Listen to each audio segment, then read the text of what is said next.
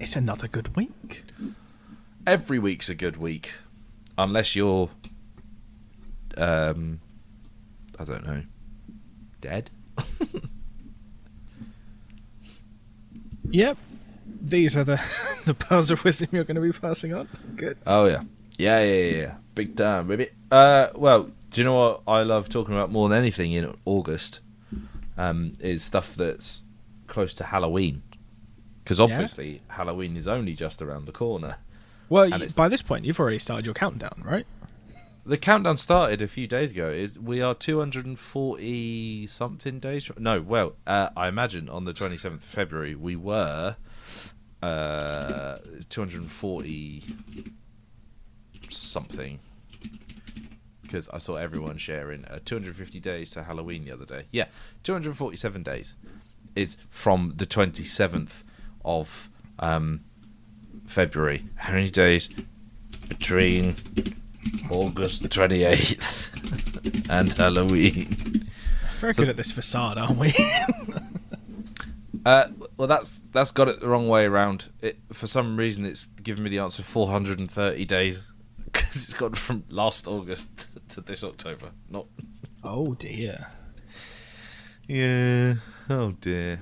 Yeah. Oh, hang on a minute. I found out a way that I can get this right. I mean, no, you carry on. That's fine. No. I'm listening to you type. It's okay. Soothing. That's not right, is it? For fuck's sake. Nope, that's still wrong. Nope, that's still wrong. Oh god, this is gold. 64 days. Well, we got there in the end. God, that took too long. 64 days till Halloween, and because 64 is everybody's favourite number, that's why we're doing a Halloween special. Are we doing a Halloween special this year? No, we don't ever really do Halloween specials. Every Halloween is special in my book. Yeah, and that's why we give you time off from our hard job of watching TV. Yeah. You are right. This is a good week. This is the return of Mike Flanagan to the Co-Pilots podcast. Yeah, well, I mean, because we've watched everything else that he's done. Yeah, that's actually true. I think I have seen everything he's done. Which doesn't surprise me. Not sure what he's up to this year. Oh, this year he's doing a Stephen King adaptation. There's a short story that Stephen King wrote, and he's got a bunch of people back for that one, but I can't remember what it is. But yeah, so we're always kind of like a year behind with Flanners, isn't we? Well, it's because we plan a year in advance, and then sometimes record 6 months in advance. So I think anyone would be hard pressed to make us current. The Life of Chuck, that's what he's up to at the minute. It was from the book If It Bleeds. Ooh. I think that's got a Holly story in it. Is it? I think so. I definitely need to read like Holly. Oh, it's good. It is good. I do big recommend that.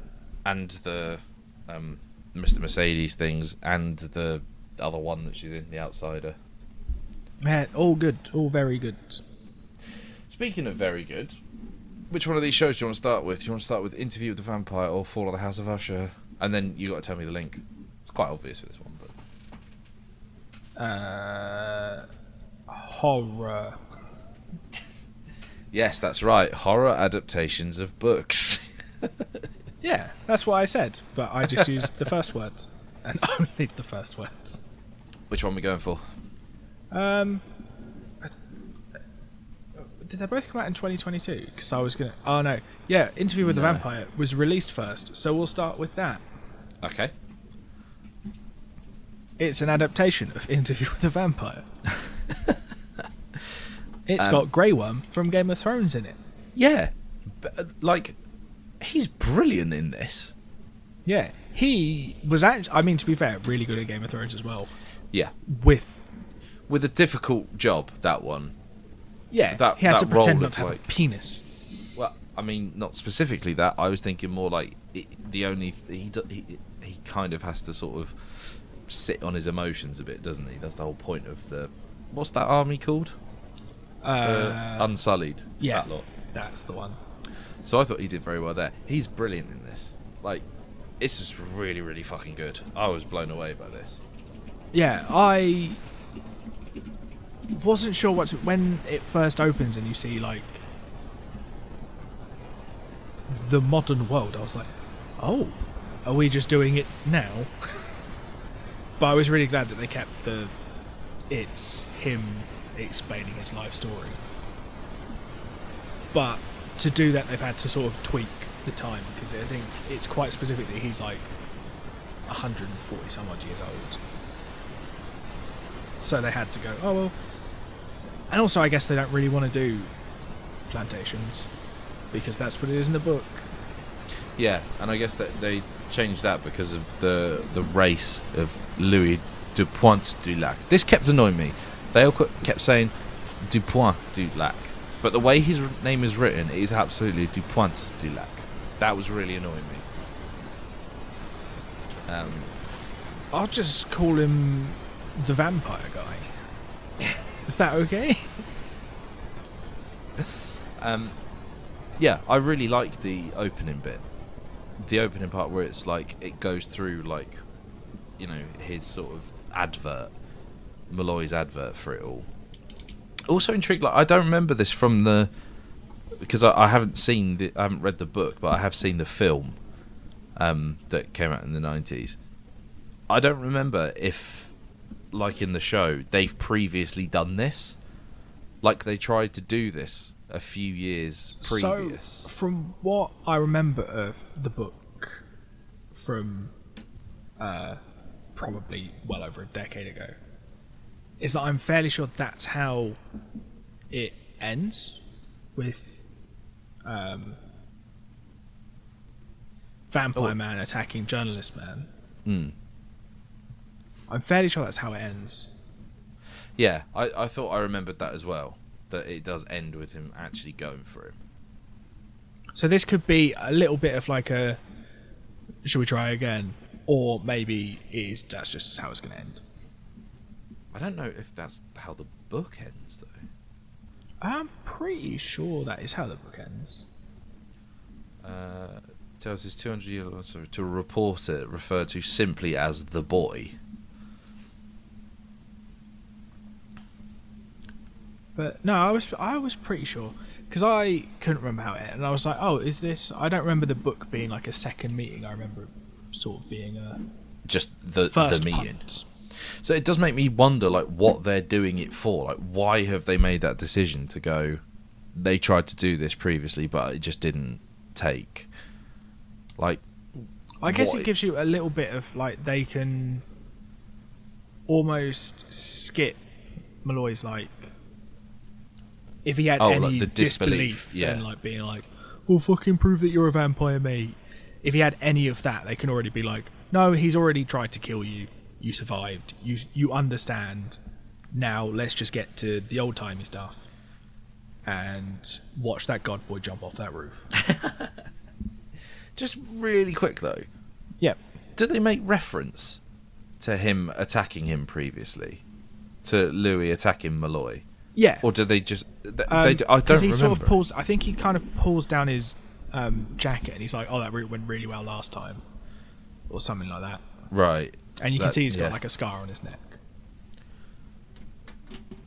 Because I think he even had like a little, almost like a fang mark on his neck. That I think you see in one of the opening shots where he's in his flat. Yeah. Okay. Well, it can't be that. Do you think he's a vampire as well? And he plays him the tape of him attacking him. Yeah, no, I remember what was going on there. I was setting something up at the time. I was putting something together. So I didn't quite catch the... Yeah, I remember now. But I didn't quite have my full attention on it until I'd sat down after about 5 minutes. Yeah. But also like that Malloy has like a person where he's like, I was asking you the wrong questions. I quite like he's older and understands better, and is a little bit just like, fuck it. I did quite like the, where's your coffin? He's like, this is my coffin. I'm like, no, that's an apartment in Dubai. That was, I thought, was a really interesting move. Like the whole, like, where's the one place you wouldn't expect to see a vampire? It's like in a desert, and they've just gone, yeah, he just lives there. That's fine. Yeah, in his. What I quite like is that just very quietly towards the end, his assistant just sort of comes in and just goes, just quietly, just opens the door. The door. Like, and yeah, the you're fine. blinds. It's just like, ooh. It did remind me of a video I saw a little while ago, which was it starts as like a Google ginger Earth person thing. going in the sun. It's not dissimilar. It starts with like a Google Earth thing, and it's just showing like from way up above. It just says Luton, and then it zooms down and pans into this apartment, and it's clearly like the Dubai skyline. But it's like, look, Luton's amazing. Yeah, for anyone listening, it's not. I was actually born in Luton, so I think you'll find it is. That is a fucking good reason to tear it down. We haven't actually mentioned Lestat at this point. Sam Reed, don't know who he is. Never seen him in anything before. It's one of those things. I feel like I recognise him, but I couldn't say what for. But now I'm just going to quickly peruse his credits. Oh, I know where you'll recognise him from. You'll when you see it, you'll be like, oh yeah, it's that. Well, maybe not. Oh, Spooks. There you go. There it is. Oh, he's in Whitechapel as well. Who's also in a show called The Taking of Prince Harry. What the fuck? Why? I bet that wouldn't get the numbers it did when it first went out. There's a docufiction showing a fictional capture of Prince Harry in Afghanistan. That's got to be weird if you're Prince Harry. Like, you're just like, why have they done this? The crowd's moving mad. That didn't happen. I could see him as Prince Harry, actually, just looking at his Wikipedia picture. Yeah, no, it kind of makes sense. He's I really enjoyed him as Lestat as well. Yeah, I thought he was brilliant. And, like I say, this was an amazing pilot. I couldn't pick a thing in this that I was just sort of like, you didn't go for. Yeah. No, I think you're right. I think genuinely one of the bits that I found really, like, surprisingly, I genuinely found it moving is when Louis goes to the church and he just starts confessing all this shit that it's not really a massive problem, but like in the eyes of the church is quite a bad thing. That bit I was like, oh, this is actually, like, I genuinely felt really, really sorry for him. And then I really enjoyed the bit where Lestat comes in and just fucks shit up. I really enjoyed the bit where Lestat punches through a guy's head. Yeah, I was pleased that it had a good level of gore. Like, it just, towards the end, like when he attacks the priest, and he's another priest, I think. But it goes like full on, oh, we're doing like blood. We're really going for it. Yeah, the thing, I don't know why a lot of vampire stuff really sort of tries to steer clear of, like, it's a messy business being a vampire. Well, I mean, if you think of like your sort of sleek, shiny vampires like Underworld, they do get a bit involved, but it's not often like Kate Beckinsale that's covered in blood. It's like, it's weirdly like, it's very bloody around her, but then when it's her, she's not covered in blood. Normally. Yeah. Oh, I need to watch the Underworld films again. I loved those when I was a kid. If this had been out when I was a kid, I'd have gone absolutely crackers for it. I'd have been utterly obsessed with this if it had come out when I was a kid. Yeah, I was the same with the Underworld films, and then yeah. I mean, I'm absolutely watching the rest of this. Oh yeah, 100%. Like, it goes to the back of the queue because I still got to do Euphoria and now read a load of Brandon Sanderson books. You're welcome. And don't forget all the stuff from season 1, 2, 3. that you said you'll watch. One day, maybe that's what I'll do. Is I will make a list of all the stuff that I said I was gonna watch. I mean, I'm gonna have quite a lot of nights coming up where I'm not doing much else other than trying to get a baby to sleep. Yeah. So it might One day I'll serve to have stop a bit of crying. telly. Yeah, no, it is. The trouble is you're going to have to maybe be a bit... No, babies don't remember shit. Yeah, you can watch whatever you want. The first thing she's watching is Midnight Mass, don't get me wrong. Well, get them started on horror young, and then they're desensitized to it, and then they murder people. Yeah, well, what could possibly go wrong? That's the dream. Baby Duck's first serial killer documentary. She's in it.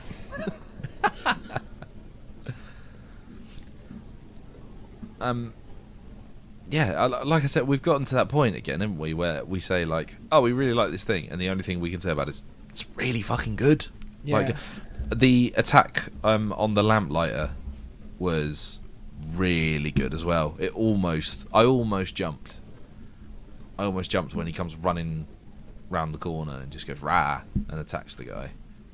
Yeah, I think the only thing that I realised is because I wasn't sure how because I don't really remember the film or the book that well, but it was when Louis' mum just starts going off and she's like, "Oh, you fucking said something to him," and that's why he jumped off the roof. In the book, they're meant to have a massive Barney. Oh, really? Yeah, and then he jumps off the roof. So her reaction is almost the right reaction, but in the TV show, wrong it's just circumstance. Yeah, wrong. I think that's a more interesting angle, though, isn't it? Like if he's, I think it's much more interesting if he's just being reasonable, and his brother's just yeah. Well, I'll be honest. I was not expecting it. I didn't see it coming. I was thinking with the dialogue, I was like, okay, they are setting him up to disappear, but I didn't think he would just walk off the edge of the building. Yeah, because that's it. I quite like that. It's just sort of it's a surprise. You don't really see it coming until you do what I did, which is rewind to be like, what the fuck did he say to make him do that? Because I got to the mum bit and I was like, did he? Rewind. You fucking didn't, you stupid old bitch. And then that obviously leads him to become a vampire because, Yeah. well, obviously, that's what you do when your brother's just died. But I also quite liked that he hadn't noticed that his love interest had just disappeared. Yeah, I think. I guess you could argue, oh, that's because Lestat is enthralling him, but actually, in my head, he's kind of still thinking about Lestat, but and forgetting Lily. But it's not actually Lestat who's doing it. No, it's quite because I thought that he didn't become a vampire almost immediately, but then he does. Because I thought there was a while where he just sort of was Tags along with him. Yeah. But then the thing, I reread some of the plot points, and there's a lot of stuff that I'm just like, oh fuck yeah, this is gonna be good. So Yeah, I'm really excited to watch it. Yeah, I 100% will be, and I was amazed to find that it's all on iPlayer, and I was like, oh great, we can just watch this for free. That's brilliant. Did you buy it again? Yeah, I only bought episode 1 though. It's not really a bad thing, I suppose. If some of the money goes to the show, then that's fine. But yeah, it's all on iPlayer. Oh, good. iPlayer again. It's just not one of those places that I check for stuff. Yeah, Because odds are, unless it's a BBC thing, I don't expect them to have it. You don't imagine prestige US drama to be. Oh, I know where to go for that. The BBC. The BBC, yeah. Doesn't make a lot of sense. But something I did know exactly where to go for. Go on. The Fall of the House of Usher. Nice. I think I got most of those words out right. It's sort of it's fine. We'll go with it. Was it enough? Did I get enough out? Like, I understood. Yeah, what it's you were fine. talking It's about. the thing that Mark Hamill's in. Star Wars. And obviously the recurring cast that are in everything Mike Flanagan does. Yeah. I really, really like Fall of the House of Usher. Like, it's Flanagan properly doing, like, a bit of comedy with his horror, as well as, like, really disgusting, gory bits at points. Like, episode 2, there is some disgusting shit in episode 2. Yeah. I very much got the impression that it is Knives Out horror style. Sort of. Kind of, yeah. I guess you could level that at it, because there's the whole thing of, like, oh, you're trying to figure out, so that, you know, that there's an insider within Fortunato.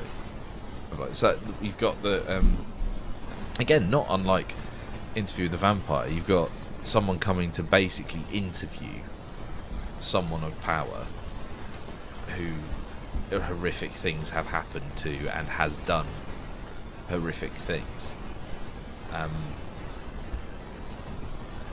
And yeah, it's a brilliant setup. It's like you've got the conversation with between Roderick and Dupin, that sort of frames each episode and frames the whole show. Then you've got the stuff with the family and them trying to figure out internally who is actually betraying them and who's feeding information to the case against them. And then the ghosts. Yeah, there's another part of it that I don't think you don't really note that it's coming as like a recurring pattern until, I mean, for me, I think I was like in episode 3 where I was like, oh right, I get what you're doing here with each one.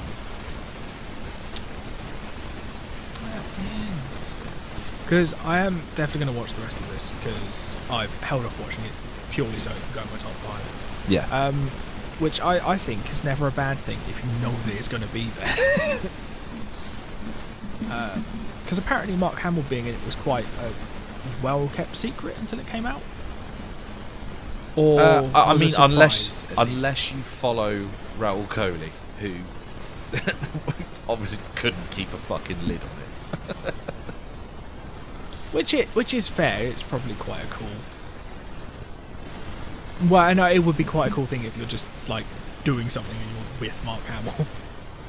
Yeah, I mean, like, I think it was announced that Mark Hamill was joining the cast, and I think I heard a thing. I think it was with Raoul Coley, and he was saying, you know, Mike said, "Listen, Mark Hamill's going to be on this one, and I'm going to make sure that you two have a scene together," because he knew that, like, basically Raoul said that Star Wars was the reason he started making films. And he tells this really nice story about how when he met him and they had a scene together and that, and all that sort of thing. It's just such a sweet story. Yeah. But That's really cool. Mark Hamill in this is fucking brilliant. That's the other thing, is he is genuinely amazing. That's the thing that I think Mark Hamill doesn't get a lot of credit for, is that he is actually a very good actor. Yeah, I mean, to be fair, Star Wars wasn't the hardest thing he's ever done. No, I mean, like... But it's all the other stuff that he's done. What else is it? He's in Kingsman. He's quite good in Kingsman. He voices the Joker in a lot of stuff, and he's the amazing voice in of the that. Joker, in my eyes. I mean, he is. He's done... The thing is, he's just in lots of stuff. I think a lot of the time he sort of gets propelled towards the front of it just because he was in Star Wars. Yeah. But, yeah, no, he's been in many a thing. And we like it. Yeah. This is amazing. If you like, as a Mike Flanagan fan, but also as a Poe fan, the way that they managed to sort of adapt certain things, like... Well, I mean, they're jumping the story ahead, 70 years? Yeah, I mean, but like each each episode is named after a Poe story. Yeah. So there's certain things that you know the touch points it's got to hit. So obviously the final episode is called The Raven because that's the most famous of Poe's writing. But then you've got things like The Telltale Heart, which does kind of, if you know the source material, there's certain things even in episode 1 that you're looking at and going, right, I know what that is now. There's something very particular actually in that is set up in the first one that immediately I was just like, right, I know exactly what that is. I know exactly where this is going, and then it went exactly there. So, but it's a fucking great idea of like changing Fortunato to be like a drugs company, and it like basically having a hand in the opioid crisis in America. Yeah. It's just fucking brilliant. I really, really liked For the House of Usher. I don't think it's as good as Midnight Mass, but then for me, I don't think don't we're ever know going to what find could be. it's going to be as good as Midnight Mass. No, I'm not sure what could be, but it's fucking amazing. Yeah, no, I really enjoyed it. I'm not as au fait with the source material as you are, because you're a big horror nerd and I like fantasy books. You are definitely going to have to let me know when you finish it, because there is something that previously has come up that will come to pass in this show that you will find surprising. I'm intrigued, but also, I don't know, scared. Yeah, you definitely got to finish it and get on with it, because it's so fucking good. And then I'll tell you what that thing is. Yeah, that's such a shame. I really hate having to watch a TV show since we last recorded, having finished one of the shows already. But La Revolution was very good. I enjoyed it very much. Yeah, you finished another one in a week, didn't you? Yeah, and I want to say the monster was not specific. It's sort of it ended up being that neither of us were really purely right, but neither of us were actually wrong. It was sort of a weird zombie vampire hybrid thing. I'm happy with that. I'll take that. I'll take like, that. They didn't drink blood, but they also Okay. weren't mindless zombies. Okay. Yeah. Another couple of really good spooky shows this week. Yeah. Next week, Beef. This is one of my favourite shows that I watched last year. It is fucking astonishing, that show. Yeah, good. Well, I've saved a nice spot for it in my top 5, I reckon. Good. I say my top 5. It's already 7. I was going to say, like, our top 5s are pretty long already. Yeah. Well, I'm just about to add 2 to mine. And then, so we're doing Beef, which is brilliant, and On the Verge, which I don't know what that is, but it sounds like it's going to be fun. Yeah, I am not sure what that is. I'm sure it's similar to Beef in some way. Beef was going to be paired with The Bear. Is that based on the title alone, being like, beef must be about food? Yes. It's not about food. I know it's not about food, but The Bear's not about a bear. Curb Your Enthusiasm isn't about Larry David getting curb stomped, and it should be. Which is a shame. Yeah. That's going to be a good one, I think.